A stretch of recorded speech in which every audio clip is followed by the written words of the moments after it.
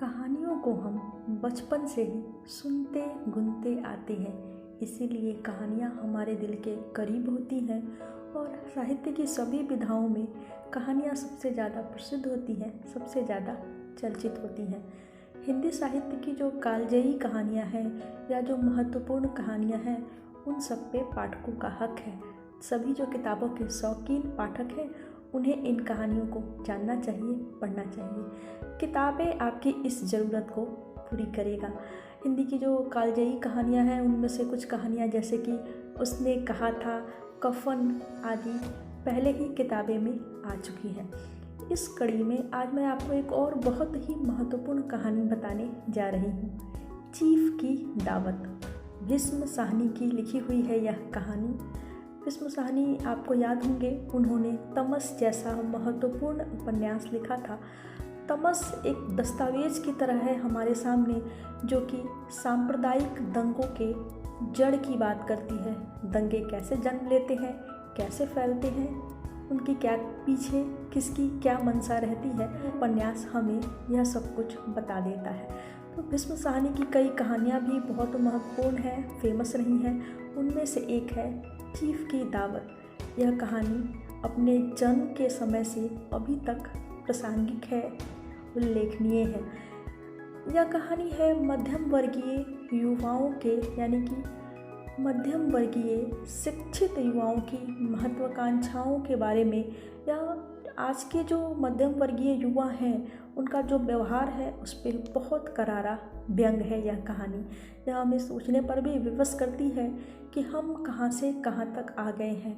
नैतिक मूल्य हमारे जीवन के सबसे महत्वपूर्ण अंग होने चाहिए थे, लेकिन वे हमारे जीवन से बिल्कुल ही गायब हो गए हैं। यह कहानी हमें बता देती है। तो चलिए सबसे पहले इस कहानी को जान लेते हैं, फिर इसके अन्य बिंदुओं पे चर्चा कर लेंगे। यह कहानी है सामनाथ की। अन्य जो मुख्य पात्र हैं वो उनकी पत्नी, माँ और चीफ है, जिसकी यह दावत होने वाली है। सामनाथ मध्यम वर्गीय शिक्षित युवक है।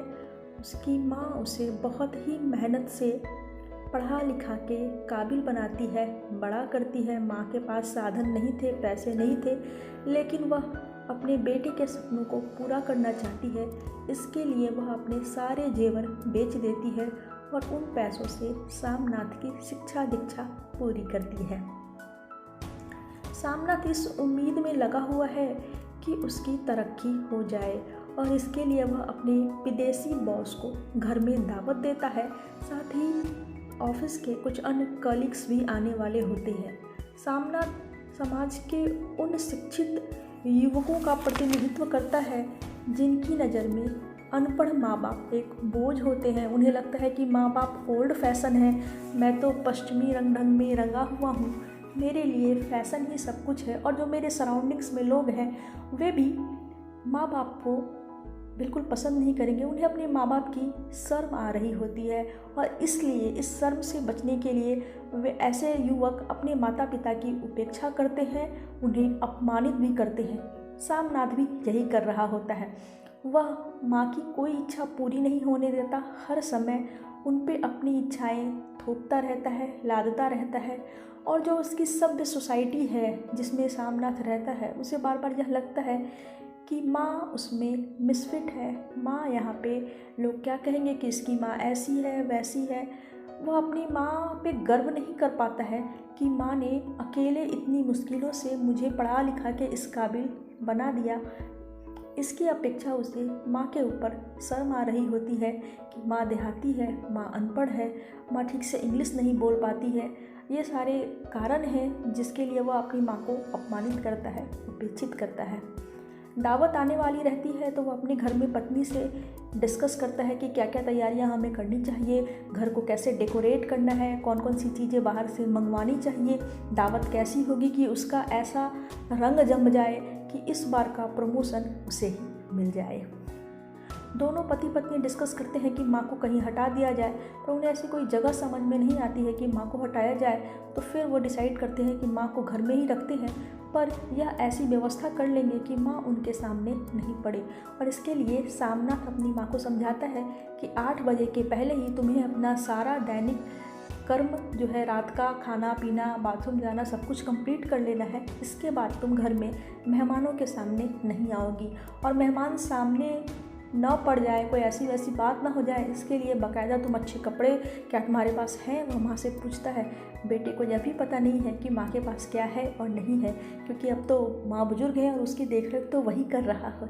तो वो माँ से पूछता है कि तुम्हारे पास कुछ अच्छे कपड़े हैं तो अच्छे कपड़े पहनना, और जेवर। तो माँ बोलती है जेवर अब मेरे पास कहाँ है, वो तो सब निकल गए। हाँ तो मुझे ताने क्यों दे रही हो।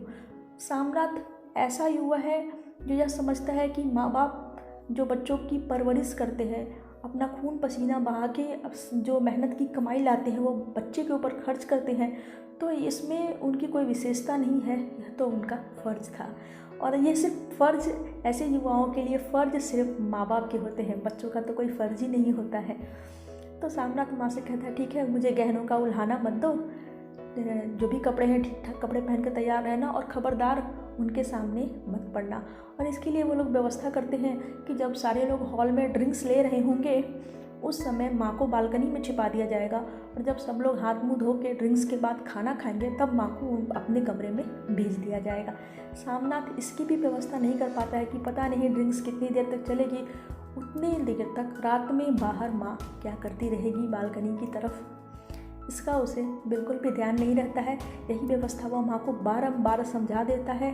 दावत का दिन आ जाता है, सारे लोग ड्रिंक्स पे ड्रिंक्स ले रहे होते हैं, ड्रिंक्स ख़त्म हो जाती है। यह वही समय था जब सामनाथ को माँ को वहाँ से हटा के उनके कमरे में भेज देना था, लेकिन चुहल में बातचीत में वह यह बात भूल गया और सबसे पहले चीफ हाथ मुँह धोने के लिए उस ओर निकल जाते हैं।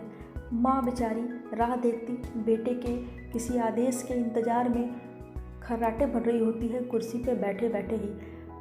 चीफ के आने से जो आवाज़ होती है उससे हड़बड़ाकर वह बेचारी गिर जाती है। चीफ सामना तो लज्जित हो जाता है, लेकिन चीफ लज्जित नहीं होते हैं, सारे लोग हंस रहे होते हैं। चीफ स्थिति को संभालते हैं। उन्हें गांव की औरतें बहुत पसंद होती हैं, वे गांव की संस्कृति को जानना समझना चाहते हैं। सामनाथ उन्हें बताता है कि माँ इंग्लिश नहीं बोल पाती है और गांव की है, पढ़ी लिखी नहीं है। हालांकि यह कहते हुए वो माँ को फोर्स करता है कि ये मेरे साहब हैं, इनसे हाथ मिलाओ और कहो हाउ डू यू डू। माँ हो डू करके बेचारी रह जाती हैं, पर उनकी पूरी कोशिश होती है कि वह बेटे के आदेश का पालन कर ले। माँ का रंग बॉस के ऊपर चढ़ता है। वह उनसे बोलते हैं कि अगर ये गांव की है तो इन्हें गांव के गीत भी आते होंगे, गांव का नृत्य भी आता होगा। सोमनाथ उत्साहित होता है, उसे लगता है कि अरे माँ के रूप में तो एक अवसर मिल रहा है बॉस को खुश करने का। तो वह तत्काल माँ से कहता है माँ साहब को एक गीत सुनाओ, नाच के दिखाओ। माँ बोलती है कि नहीं, मैं अब तो सब बेटे कहाँ गीत वीत मुझे याद है, सब मैं भूल गई हूँ। तो कहता है माँ तुम ऐसा कैसे कर सकती हो, साहब तो हमारे मेहमान हैं, कोई मेहमान का निरादर करता है क्या, वो कह रहे हैं गाओ तो तुम्हें गाना होगा। तो माँ गीत की भूली बिसरी पंक्तियाँ गाती है। साहब खुश होते हैं, उत्साहित होते हैं। तभी उनकी नज़र एक फुलकारी पे पड़ती है। वो पूछते भी हैं कि गांव में किस तरीके की कलाकृति होती है। फुलकारी देख के वो बहुत खुश होते हैं और कहते हैं कि ये मैं ले सकता हूँ। सोमनाथ कहता है यह फुलकारी फटी हुई है, माँ आपके लिए नई बना देगी। माँ तब तक असमर्थता जताती है कि अब मेरी आंखों से दिखाई नहीं देता है। आपको ज्ञात होगा कि जो फुलकारी है वह पंजाबी संस्कृति की एक कला है जो धागे से बनाई जाती है कपड़ों पे। तो माँ कहती है कि मेरी आंखों से अब ठीक से दिखाई नहीं देता, मैं कहाँ बना पाऊँगी। लेकिन सामनाथ यह सुनने के लिए तैयार नहीं रहता है। वो कहता है कि हाँ बना देगी बिल्कुल माँ, बनाओगी ना माँ क्यों नहीं बनाएगी, ज़रूर आपको बिल्कुल अच्छी सी नई फुलकारी बना करके देगी। इसके बाद साहब वापस चले जाते हैं और खाना पीना शुरू हो जाता है। माँ बहुत डर सहम जाती है कि पता नहीं बॉस के सामने जाना नहीं था, मैं उनके सामने पड़ गई, पता नहीं बेटे की तरक्की का क्या हुआ होगा। वो डरी रहती है, घबराई रहती है, अपने कमरे में आके बेचारी रोने लगती है। खाना ख़त्म होता है, बॉस चले जाते हैं। चीफ के जाने के बाद सामनाथ अपनी माँ का दरवाज़ा खटखटाता है। माँ बुरी तरीके से सहम जाती है, पता नहीं मुझसे क्या गलती हुई है, पता नहीं अब वो आके मुझे डांटेगा, क्या कहेगा। लेकिन सामनाथ कमरे में आकर कहता है मम्मी तुमने तो रंग जमा दिया, तुमने तो कमाल कर दिया मम्मी, अब तुम्हें साहब के लिए फुलकारी बनाना है। माँ बोलती है कि बेटा अब मेरी बूढ़ी आंखों से फुलकारी कहाँ बनेगी, मुझे हरिद्वार भेज दो, मुझसे कोई गलती हुई है, अब ऐसा कुछ होगा नहीं, मैं हरिद्वार जाना चाहती हूँ। वह कहता है क्यों, तुम मेरी तरक्की में बाधा बनना चाहती हो, तुमसे मेरे बॉस खुश हो गए हैं तो तुम्हें फुलकारी बनानी होगी, तुम कहीं नहीं जा सकती, तुम अपने बेटे की तरक्की के लिए रुको और उनके लिए फुलकारी बनाओ। माँ हरिद्वार जाने का विचार त्याग देती है और बेटे के लिए फुलकारी बनाने के लिए भी तैयार हो जाती है। स्टोरी यहाँ ख़त्म हो जाती है दोस्तों। आप यहाँ पे पूरी कहानी जो आपने सुनी, आप देखेंगे कि सामनाथ जैसे युवक अगर उस समय थे तो आज उनकी संख्या पहले से अधिक हो गई है। ऐसे मध्यवर्गीय, महत्वाकांक्षी और स्वार्थी, लालची बच्चे अक्सर दिखाई दे जाते हैं, जिन्हें अपने माँ बाप बूढ़े नज़र आते हैं, लाचार नज़र आते हैं, अपनी जो पश्चिमी सभ्यता वाली सोसाइटी उनकी होती है उसमें मिसफिट नज़र आते हैं। वो अपनी सोसाइटी में माँ बाप को सामने लाने में हिचकते हैं, उनकी त्याग बलिदान के बारे में बात करने में घबराते हैं। उन्हें लगता है कि यह सब कुछ तो उन्होंने किया, यह उनका फ़र्ज़ था, उन्होंने ऐसा करके मेरे ऊपर कोई एहसान नहीं कर दिया, ये तो उन्हें करना ही चाहिए था क्योंकि मैं उनका बच्चा हूँ। लेकिन वे बिल्कुल यह नहीं समझते हैं कि माँ बाप का प्यार, दुलार, ममता, आकांक्षा सब कुछ उनके साथ ही चल रही होती है। माँ बाप के सपने वे होते हैं, वे उनसे थोड़े से प्रेम और स्नेह की उम्मीद तो करते ही हैं उम्र के एक पड़ाव में आकर के, और यही आज के बच्चे नहीं दे पाते हैं। नैतिकता की जितनी बातें हैं वो अब किताबों में रह गई हैं। एक दुखद बात यह भी है कि जो नैतिक शिक्षा का सब्जेक्ट है वो तो वही हमारे जो सिलेबस से है गायब हो चुका है। शायद यह इसकी भी कमी इसे कह सकते हैं कि ऐसे बच्चे हमारे समाज में बहुत ज़्यादा दिखाई देते हैं। कहानी आपको कैसी लगी मुझे ज़रूर बताइएगा। Bye bye.